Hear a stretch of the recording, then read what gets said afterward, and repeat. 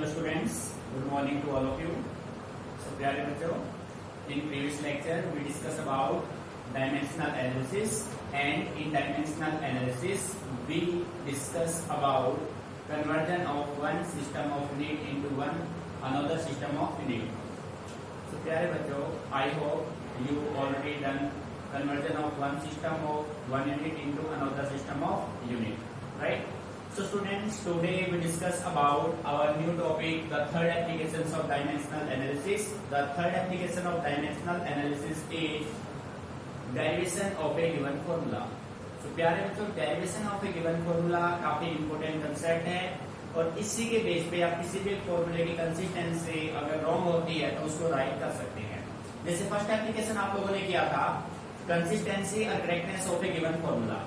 तो प्यारे बच्चों, उसमें आपने देखा था अगर left side right side both are equal थे तो आपने मान लिया था कि आपका जो गिवन फॉर्मूला है वो करेक्ट है। अब मान लीजिए कि आपने लेफ्ट और राइट को चेक किया और आपके लेफ्ट राइट इक्वल नहीं आते हैं तो आपका जो गिवन फॉर्मूला होगा वो रॉन्ग होगा।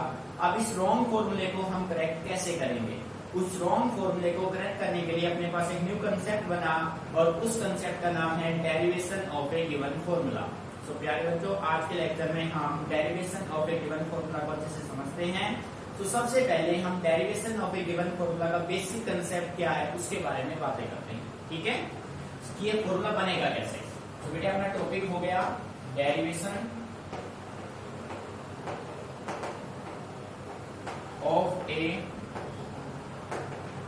Given formula. Derivation of a given formula. तो प्यारे बच्चों, derivation of a given formula को डेराइव करने के लिए इसमें कुछ बेसिक स्टेप्स है, उनकी मदद से आप इसको इजीली अंडरस्टैंड कर सकते हैं। अब derivation of a given formula में क्वेश्चन का स्ट्रक्चर क्या होगा, जो आपका न्यूमेरिकल होगा वो किस टाइप का होगा उसके बारे में बात करते हैं। आपको देखिए क्वेश्चन में कुछ इस टाइप से गिवन मिलेगा, कुछ स्टेप्स आपको यहाँ फॉलो करने पड़ेंगे। जैसे हम इसको मान लेते हैं फर्स्ट स्टेप फर्स्ट मान लेते हैं, ठीक है? आपको क्वेश्चन ऐसे गिवन मिलेगा the physical quantity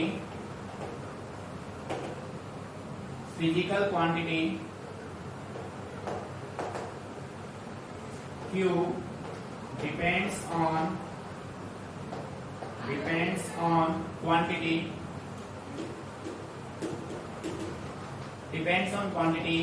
Q1, Q2 and Q3। First numerical का स्ट्रक्चर आपका ये होगा, आपके पास कोई भी डाटा होगा, कोई फिजिकल क्वांटिटी होगा, वो अदर फिजिकल क्वांटिटी पे डिपेंड्स करेगा। जैसे यहाँ पे आपके पास एक फिजिकल क्वांटिटी है Q। The physical quantity Q depends on quantity Q1, Q2 and Q3। इन तीनों पे डिपेंड कर रहे हैं। फर्स्ट स्टेप आपका ये होगा। तो बेटे क्वेश्चन को अच्छे से रीड करने के बाद ये क्वेश्चन अपना हो गया, इस टाइप का क्वेश्चन आपको मिलेगा। अब इस क्वेश्चन को आप ऐसे लिखेंगे, तो डिपेंड्स वर्ड है ना, डिपेंड कौन कर रहा है? Q। किस पे डिपेंड कर रहा है? Q1 पे, Q2 पे, Q3 पे। सो प्यारे बच्चों, यहाँ पे आप डायरेक्टली प्रोपोर्शनल का साइन पुट कर दो। क्लियर? किस पे डिपेंड कर रहा है? Q1। किस पे डिपेंड कर रहा है? Q2। किस पे डिपेंड कर रहा है? Q3। तीनों पे डिपेंड कर रहा है, ठीक है? अब ये तीन क्वांटिटी हो गई आपके पास different Q1, Q2 and Q3, ठीक है? अब हम क्या करते हैं, आपको करना क्या है, इस साइन को रिप्लेस करना है। जब आप प्रोपोर्शनलिटी के साइन को रिप्लेस करेंगे तो आप यहाँ पे क्या पुट करेंगे? आप यहाँ पे कांस्टेंट पुट करेंगे और प्यारे बच्चों जो कांस्टेंट आप पुट करेंगे वो डायमेंशन लेस होगा, ठीक है? सो Q कांस्टेंट आपने यूज किया K, ठीक है? Q1, Q2 एंड Q3, ठीक है? तो प्यारे बच्चों, यहाँ पे जो K है ना वो आपका है constant, dimensionless constant. Dimensionless constant of proportionality. Constant of dimensionless constant of proportionality, ठीक है? अब बेटे इसका कोई डायमेंशन नहीं होगा, ये आपको ध्यान रखना है। इसके अलावा देखो Q1, Q2, Q3 में आपके पास 3 वर्ड हैं। फर्स्ट आपका M, सेकंड L, थर्ड आपका क्या है? T। यानी ये जो physical quantity Q1, Q2 and Q3 है वो आपको किस फॉर्म में गिवन है? वो आपको MLT के फॉर्म में है और आपको अच्छे से क्लियर है ML और T के कोई ना कोई तो डायमेंशन होते हैं। सो इसी वजह से हम अपनी तरफ से मान लेते हैं late A D and C be the dimensions of Q1, Q2 and Q3। सो प्यारे बच्चों, आपने इस स्टेप को कैसे राइट किया? Q is equal to K, Q1 का डायमेंशन A, Q2 का डायमेंशन B, Q3 का डायमेंशन C। तीनों डायमेंशन हो गए भाई, ठीक है बेटी। यहां तक इस स्टेप को फॉलो करने के बाद आपका जो सेकंड स्टेप होगा वो आपका ये होगा स्टेप 2। सेकंड स्टेप बेटे यहां तक अच्छे से क्लियर? बेटे सेकंड स्टेप में आपको करना क्या होगा? आपको सभी के डायमेंशंस फॉर्मूले राइट करने हैं। Writing the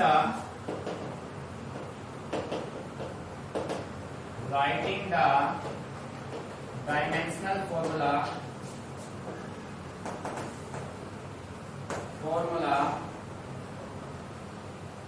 for each physical quantity,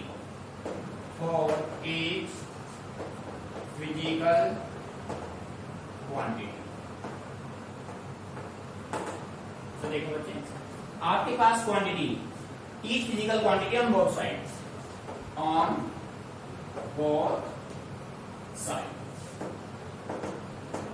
देखो भाई यहाँ पे आपके पास Q है, Q1 है, Q2 है, Q3 है। आपको बोथ साइड इन सभी के क्या लिख लेने हैं? Dimensional formula. Q का डायमेंशन फॉर्मूला, Q1 का, Q2 का एंड Q3 का। बेटे डायमेंशन फॉर्मूला राइटिंग करने के बाद आप यहाँ पे यूज करेंगे थर्ड स्टेप में principle of homogeneity. Step third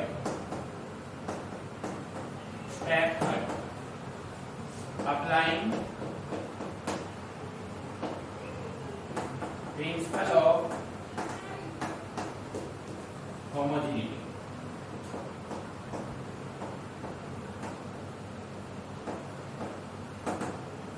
principal of homogeneity. So प्यारे बच्चे, प्रिंसिपल ऑफ होमोजेनिटी है क्या? देखो, what do you mean by principle of homogeneity? भाई प्रिंसिपल ऑफ होमोजेनिटी है कि इसके बारे में अगर आप बात करें तो आप ये कह सकते हैं principal of homogeneity means equating the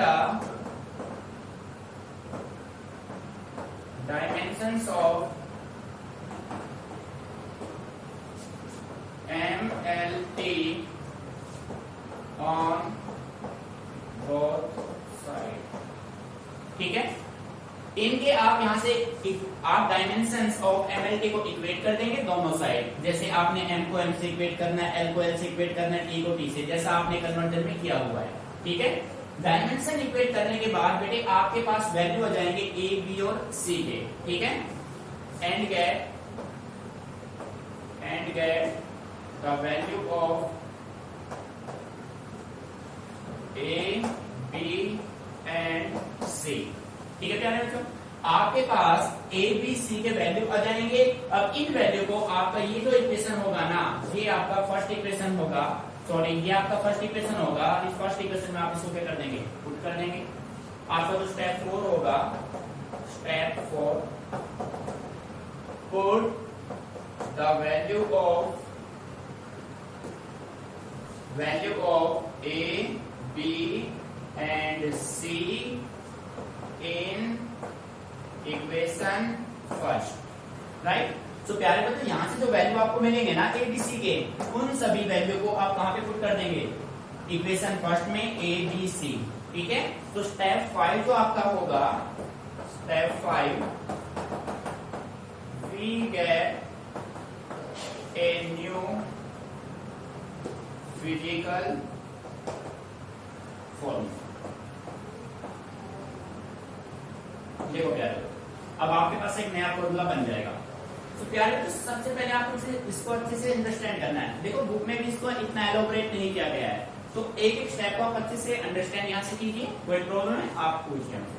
देखो बेटे, derivation of a given formula, किसी भी फॉर्मूले को आप डेराइव कैसे करेंगे, क्वेश्चन का स्ट्रक्चर क्या होगा, उसके बारे में हम बात कर रहे हैं। तो देखो सबसे पहले क्वेश्चन आपको ऐसे लिखा मिलेगा, कोई भी फिजिकल क्वांटिटी होगा जिसको आपने नाम क्या दे दिया? Q। The physical quantity Q depends on quantities Q1, Q2 and Q3। तो प्यारे बच्चों करना क्या है, जो भी डिपेंड करेगा ना, डिपेंड वाला आपने यहाँ पे रखा, डायरेक्टली प्रोपोर्शनल का आप साइन रखेंगे और जितने भी क्वांटिटी होंगे उन सबको यहाँ पे लिखते चलो, चाहे 2 हो, 3 हो, 4 हो, 5 कितने भी हो, ठीक है। जैसे आपने रखा Q1, Q2, Q3। अब प्यारे बच्चों, जैसा कि आप सभी जानते हैं, जब आप इस साइन को रिप्लेस करते हैं तो यहाँ पे कांस्टेंट आप यूज करेंगे और दैट कांस्टेंट इज द क्या कांस्टेंट ऑफ प्रोपोर्शनलिटी। और बेटे यहाँ पे जो कांस्टेंट आप यूज करेंगे ना, उस कांस्टेंट का इन फिजिकल क्वांटिटी पे कोई इफेक्ट ना हो, इसके लिए आपने जो कांस्टेंट यूज किया वो कांस्टेंट अपना कैसा है, वो अपना कैसा कांस्टेंट है भाई, डायमेंशनलेस कांस्टेंट है, ठीक है। ये है प्रोपोर्शनलिटी, क्लियर, क्या है भाई, प्रोपोर्शनलिटी। प्यारे बच्चों, इसके बाद आपने क्या किया, जो आपके पास फिजिकल क्वांटिटी Q1, Q2 और Q3 हैं, इनके भी कुछ ना कुछ डायमेंशंस होंगे, क्योंकि तीनों ही फिजिकल क्वांटिटी किसके फॉर्म में होंगे, M, L और D के फॉर्म में होंगे। सो आपने क्या किया, आपने Q1, Q2, Q3 के डायमेंशंस क्या मान लिए, A, B एंड C। जब आपने A, B, C को Q1, Q2, Q3 के डायमेंशंस आपने ज्यूम कर लिए, सो आपका जो इक्वेशन ये मॉडिफाई होकर ये बन जाएगा, ये आपका बन गया फर्स्ट इक्वेशन, ठीक है। सो प्यारे बच्चों, यहां तक फॉर्मेट करने के बाद, फर्स्ट इक्वेशन क्रिएट करने के बाद, अब आप लोग सेकंड स्टेप में आएंगे। सेकंड स्टेप में आपको करना क्या है, आपके पास लेफ्ट साइड में और राइट साइड में जो भी फिजिकल क्वांटिटी प्रेजेंट है, आप सभी फिजिकल क्वांटिटी के डायमेंशनल फॉर्मूला पुट करेंगे भाई। सभी के डायमेंशन फॉर्मूला राइट आपने कर लिए, ठीक है प्यारे बच्चों। सभी के डायमेंशन फॉर्मूला राइट करने के बाद स्टेप थर्ड में आप क्या करोगे, आप अप्लाई करेंगे प्रिंसिपल ऑफ होमोजेनिटी, ठीक है। अब प्यारे बच्चों, ये प्रिंसिपल ऑफ होमोजेनिटी है क्या, प्रिंसिपल ऑफ होमोजेनिटी मींस आप जो है एबीसी के जो भी आपके पास डायमेंशंस आए हैं ना, उनको आप इक्वेट कर दो इसके साथ। यहाँ से आप एमएलटी के डायमेंशन, भाई इसमें भी एम है, इसमें भी मिलेगा, इसमें भी, तो इन सबको इसके साथ क्या कर दोगे, इक्वेट। इक्वेट करने से आपके पास 3 इक्वेशन बनेंगे, ठीक है। और 3 इक्वेशन को सोल्व करने के बाद आपके पास ए, बी और सी के क्या जाएंगे, वैल्यू हो जाएंगे। अब बेटे आपके पास ए की वैल्यू गिवन है, बी की वैल्यू गिवन है, सी की वैल्यू गिवन है। अब आप क्या करेंगे, इन ए बी सी के वैल्यू को इक्वेशन फर्स्ट में पुट करेंगे। इक्वेशन फर्स्ट में पुट करोगे तो उसके बाद आपको एक नया फॉर्मूला मिल जाएगा स्टेप नंबर 5 में। इस तरीके से आपने एक न्यू फॉर्मूला डिजाइन किया, ठीक है प्यारे बच्चों। सो अच्छे से इसको कॉपी करो, बुक में आपके में मिलेगा नहीं, अपने फेल नोटबुक में आपको इसको करना है, ठीक है। स्टेप बाय स्टेप समझ लेना तरीके से, क्लियर।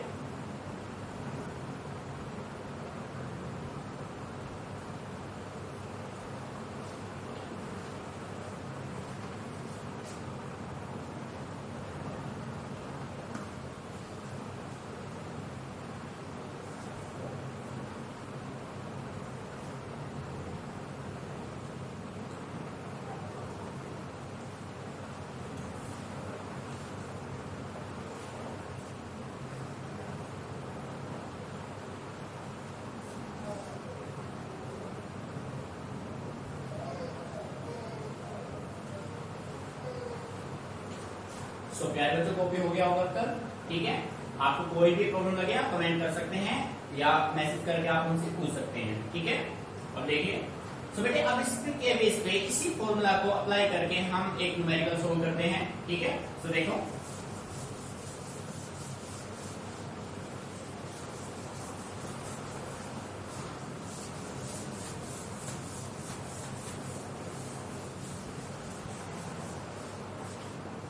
तो प्यारे बच्चों, आपका फर्स्ट न्यूमेरिकल है आपका क्वेश्चन राइट करते हैं यहाँ पे। क्वेश्चन फर्स्ट है आपका, देखो, derive an expression for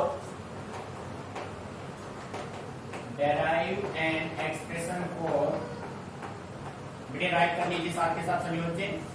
derive an expression for time period T,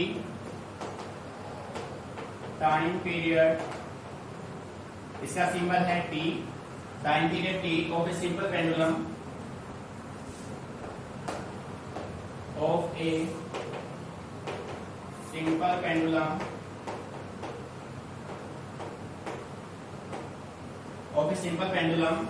which may depends upon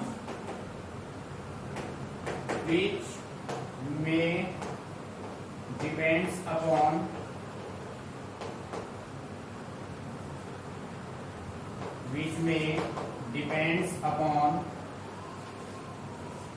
mass m। बेटे मास का सिंबल क्या है? m।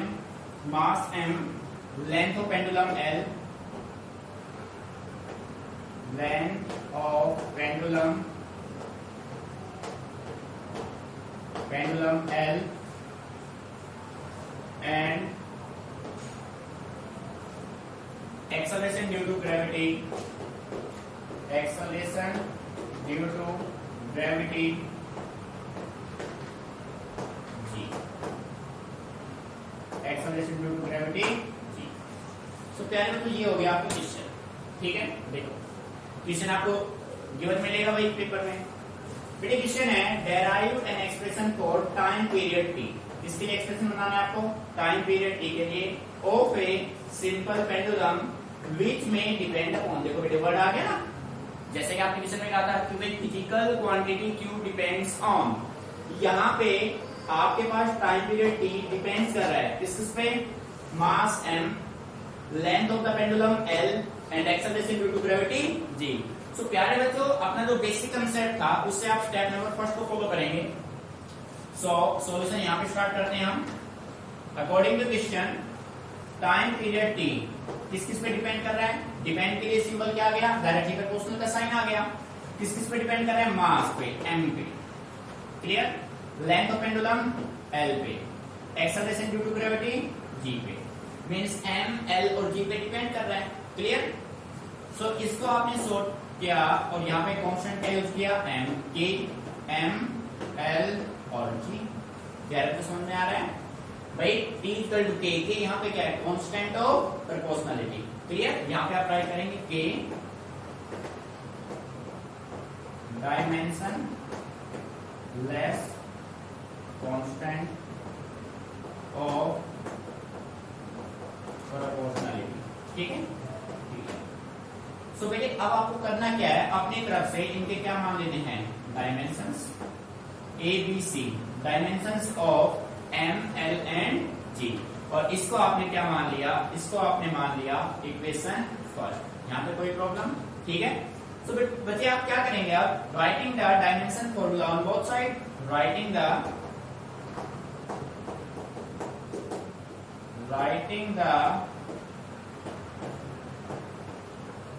dimensions, the dimensional formula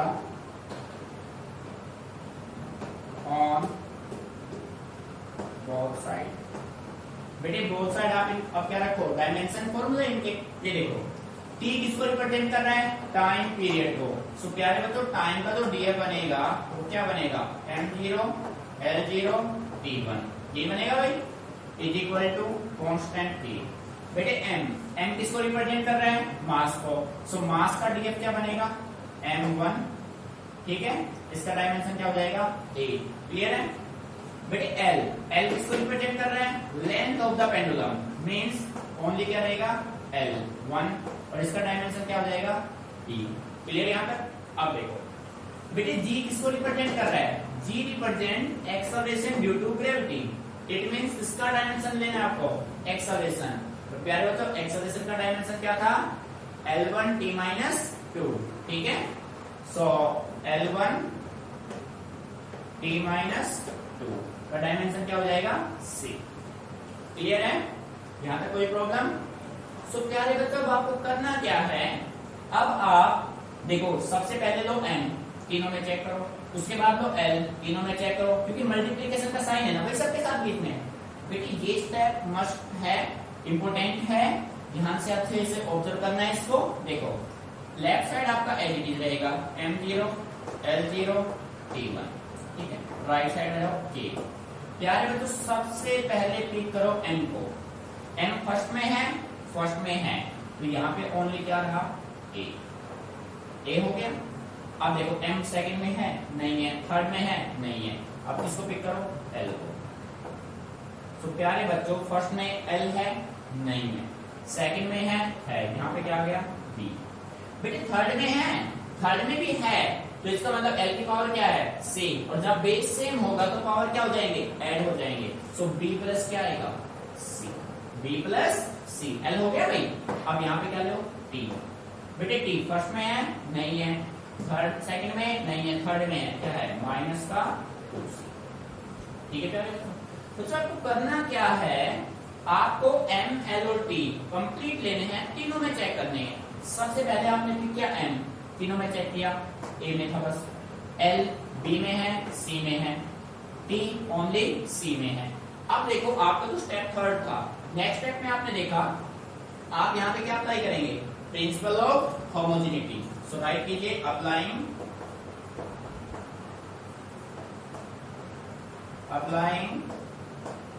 principal of homogeneity. अब बेटे प्रिंसिपल ऑफ होमोजेनिटी क्या कहता है कि आपको m l t के डायमेंशंस क्या करने हैं, इक्वेट। सो प्यारे बच्चों जब आप m को m से इक्वेट करेंगे सो a की वैल्यू क्या होगी 0। जब आप l को l से इक्वेट करेंगे सो b प्लस c की वैल्यू क्या होगी 0। जब आप t को t से इक्वेट करेंगे सो माइनस 2c की वैल्यू क्या होगी 1। ठीक समझ में आ रहा है। सो आपके पास 3 इक्वेशन बनेंगे, आपने m को m से इक्वेट किया सो प्यारे बच्चों a की वैल्यू आपको क्या मिली 0। ठीक है ना, आपने m को m से इक्वेट किया, a की वैल्यू 0। आपने l को l से इक्वेट किया सो प्यारे बच्चों b प्लस c की वैल्यू आपको क्या मिली 0। ठीक है ना, b प्लस c 0। आपने t को t से इक्वेट किया सो प्यारे बच्चों माइनस का 2c इज इक्वल टू 1। यही मिला ना भाई, देखो आपने t को t से इक्वेट किया, माइनस 2c इक्वल टू क्या हो गया 1। ठीक है, सो प्यारे बच्चों यहाँ से c की वैल्यू क्या हो गई माइनस 1/2। c आ गया, c की वैल्यू आप यहाँ ले आओ, यहाँ पे लेके आओगे सो p माइनस 1/2 इक्वल टू 0। सो प्यारे बच्चों p की वैल्यू क्या आ गई 1/2। अब देखो a की वैल्यू नॉन है, b की वैल्यू नॉन है, c की वैल्यू नॉन है। तो फोर्थ स्टेप क्या कहता है कि आप a b c तीनों की वैल्यू को कहां पे ले चलो, इक्वेशन फर्स्ट में। So put the value of a b and c in equation first. आपने यहाँ पे वैल्यू पुट की, ये देखो t is equal to k m l और g। प्यारे बच्चों a की वैल्यू क्या है 0, b की वैल्यू क्या है, d की वैल्यू 1/2, c की वैल्यू क्या है माइनस का 1/2। ठीक है ना प्यारे बच्चों, किसी की पावर 0 हो तो उसको क्या माना जाएगा 1। सो आप राइट क्या करेंगे t is equal to k। बेटे l की पावर 2, अगर देखो ये तो पावर g की पावर माइनस 1/2 है, जैसे मैं कहूँ 1/10, सो 1/10 को मैं क्या लिख सकता हूँ 10 की पावर -1। इसी 10 की पावर -1 को मैं क्या लिख सकता हूँ 1/10। तो प्यारे बच्चों यहाँ पे देखो g की पावर -1/2 है, तो नीचे आके क्या हो जाएगा प्लस का 1/2 हो जाएगा ना। तो किसी पावर 1/2 हो तो उसको क्या लिख सकते हैं अंडर रूट। तो आप इसको लिखेंगे k l की पावर 1/2 अपॉन g की पावर नीचे आके क्या हो जाएगा प्लस का 1/2। So t is equal to k under root, दोनों में कॉमन आ रहा है भाई, l अपॉन क्या होगा g। यार तो समझ में आ रहा है, ठीक है। सो ये अपना होगा final formula, t is equal to k under root l upon g। Clear. तो भाई एक बार फिर चेक करते हैं इसको। देखो क्वेश्चन आपने पास था, derive an expression for expression time period t of a simple pendulum which may depend upon mass m, length of pendulum l and acceleration due to gravity g। सो प्यारे बच्चों डिपेंड से पहले जो वर्ड है वो अपना लेफ्ट साइड में आ गया, डायरेक्टली प्रोपोर्शनल का साइन आपने लिया, किस किस पे करा सारे डाटा आपने पुट किए m l और g पे। ठीक है, फिर आपने कांस्टेंट और डायरेक्टली प्रोपोर्शनल के साइन को रिप्लेस किया, यहाँ पे कांस्टेंट लिया k, और k क्या है dimension less constant of proportionality. ठीक है, फिर आपने m l और g के डायमेंशन मान लिए a b and c। Clear. तो प्यारे बच्चों उसके बाद आपको करना क्या है, आपका सेकंड स्टेप कहता है कि आप जो भी फिजिकल क्वांटिटी आपको लेफ्ट साइड में राइट साइड में गिवन है उन सभी फिजिकल क्वांटिटी के आप डायमेंशन फॉर्मूला पुट करो। आपने लेफ्ट राइट दोनों साइड में डायमेंशन फॉर्मूला पुट किए। बेटे इसके बाद करना क्या है, आपको m लेना है। सबसे पहले लीजिए एम, एम को कंप्लीट में चेक करो। एम आपने देखा ओनली ए में है, बाकी किसी में नहीं है, तो एम आपका हो गया। फिर आपने पिक किया एल, फर्स्ट में एल नहीं है, सेकंड में है, थर्ड में है। बेटे ये है मल्टीप्लीकेशन में, और मल्टीप्लीकेशन में जब बेस सेम होता है तो पावर हमेशा क्या हो जाएंगे, ऐड हो जाएंगे, ठीक है। सो इसी वजह से b प्लस क्या हो गया, c, t अकेला ही था। अब आपके पास ओनली एम एल टी की फॉर्म में आ गया, एम एल और t। यहाँ भी आपके पास क्या है, एम एल और t। m को m से इक्वेट किया, a की वैल्यू क्या हो गई, 0। ये जो आपने लिखा ना अप्लाइंग प्रिंसिपल ऑफ होमोजेनिटी, बेटे प्रिंसिपल ऑफ होमोजेनिटी अपना यही बताता है कि आप m, l और t के डायमेंशन बोथ साइड क्या कर दीजिए, इक्वेट कर दीजिए, ठीक है। सो आपने दोनों साइड इनके डायमेंशन क्या किए, इक्वेट किए। क्लियर है। अब देखो m को m से इक्वेट किया, a की वैल्यू 0, l को l से इक्वेट किया, b प्लस c की वैल्यू 0, t को t से इक्वेट किया, माइनस 2c की वैल्यू 1। अब मैथमेटिक्स में आपका जो थर्ड चैप्टर था सेम उसी प्रोसेस में आ गया। भाई a की वैल्यू निकाल ली, b plus c minus 2c equal to 1। c की वैल्यू यहाँ से फाइंड आउट करके यहाँ पे पुट कर दिया आपने, b की वैल्यू आ गई। आपके पास a नोन है, b नोन है, c नोन है, a b c की वैल्यू उठा के आपने कहाँ पुट की, इक्वेशन फर्स्ट में, और आपके पास ये बन गया फॉर्मूला। ठीक है प्यारे बच्चों। सो अच्छे से इसको नोट कीजिएगा, कोई प्रॉब्लम है उसी टाइम कमेंट करो, मैसेज करो।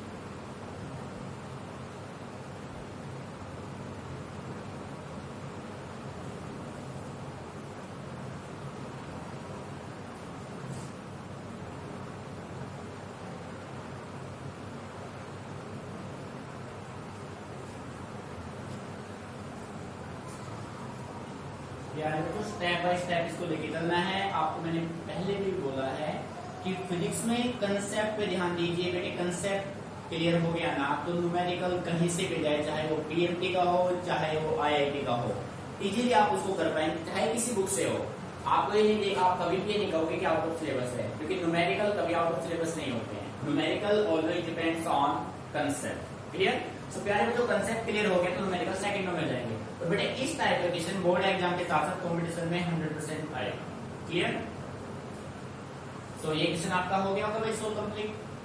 प्यारे बच्चों ये देखो आपने फॉर्मूला बना लिया भाई, t equal to k under root l upon g। अब हम कैसे मान ले कि भाई ये फॉर्मूला अपना बिल्कुल सही है, ठीक है। सो ये फॉर्मूला आपका राइट है या फिर रॉन्ग है, इसको आप चेकआउट कीजिए। चेकआउट करने के लिए आपका फर्स्ट एप्लीकेशन क्या था, आपका फर्स्ट एप्लीकेशन था टू चेक द करेक्टनेस और consistency of a given formula. अब आप ये देखो आपके पास एक फॉर्मूला है, इसकी कंसिस्टेंसी हम चेक करते हैं। देखो भाई अपना फॉर्मूला बना, इसी में डाल रहे हैं हम t is equal to k under root l upon g। ठीक है प्यारे बच्चों। अब देखो भाई अपना ये फॉर्मूला राइट है या फिर रॉन्ग है, उसको चेकआउट आप करते हैं। सो बेटे कंसिस्टेंसी क्या कहता था कि आप लेफ्ट साइड को पिक कीजिए, LHS में क्या है t, तो इसका DFT क्या है t1 है। ओके सो टाइम पीरियड था भाई। अब आपने पिक किया RHS k under root l upon, ठीक है। सो प्यारे बच्चों इनके डायमेंशन आप राइट दिए, k एक डायमेंशन लेस कांस्टेंट है जिसका कोई डायमेंशन नहीं है। सो k डायमेंशन लेस हो गया अंडर रूट में l यहाँ पे क्या रिप्रेजेंट कर रहा है, लेंथ। सो बेटे लेंथ का क्या हो गया L1 डिवाइडेड बाय g यहाँ पे क्या है, एक्सेलरेशन ड्यू टू ग्रेविटी। और प्यारे बच्चों एक्सेलरेशन ड्यू टू ग्रेविटी का जो df आपका है वो है क्या, L1 t माइनस 2। बेटे L1 से L1 कैंसिल आउट हो गए, यहाँ पे आपके पास क्या बचा 1 अपॉन अंडर रूट t की पावर माइनस 2। अब हम इसको मॉडिफाई करके ऐसा कर सकते हैं ना कि अंडर रूट t की पावर 2, a के ऊपर जाके प्लस हो जाएगा, और बेटे स्क्वायर को बाहर हो गए तो क्या बचेगा, t1 बचेगा ना भाई। तो it means LHS is equal to RHS। Hence the given formula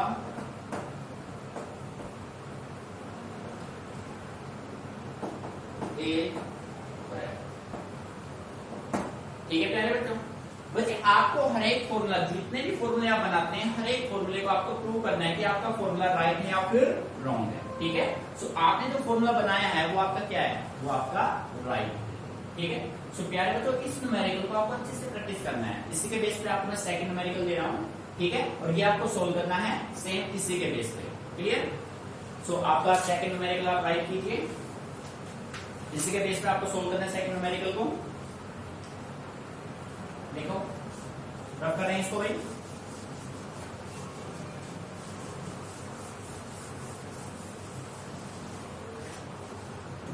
आपका सेकंड न्यूमेरिकल है the frequency of vibration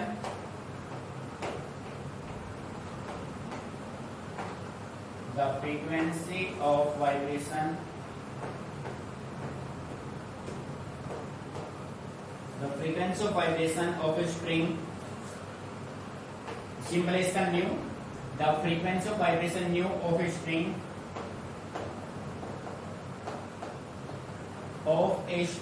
may depend upon length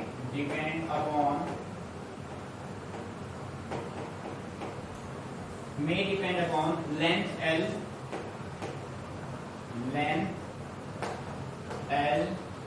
of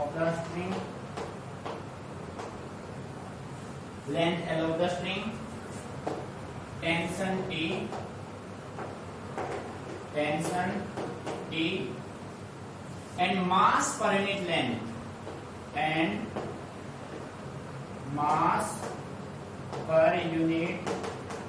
length, तो बेटे इसका सिंबल है आपके पास स्मॉल m, मास पर यूनिट लेंथ m। ठीक है, प्यारे बच्चों, सबसे पहले आप अच्छे से न्यूमेरिकल को रीड कीजिए। ठीक है, देखो न्यूमेरिकल को आपने बेटे सिंबल कुछ भी हो सकते हैं, माइंड में रखना। न्यूमेरिकल में देखो फ्रीक्वेंसी का एक्चुअल सिंबल न्यू होता है, इस न्यूमेरिकल में इसने न्यू दे रखा है। किसी में ये फ्रीक्वेंसी को f से रिप्रेजेंट करेगा तो भाई मान लेंगे हम, यानी किसी भी सिंबल से रिप्रेजेंट करता है तो हमें वही लेके चलना है। ठीक है, देखो the frequency of vibration new of a string may depend upon length L of the string, tension T and mass per unit length m। बेटे इस पे ध्यान देना, मेन ये है, देखो मास पर यूनिट लेंथ, यानी कि मास अपॉन लेंथ को सिंबल क्या लिखा है इसने,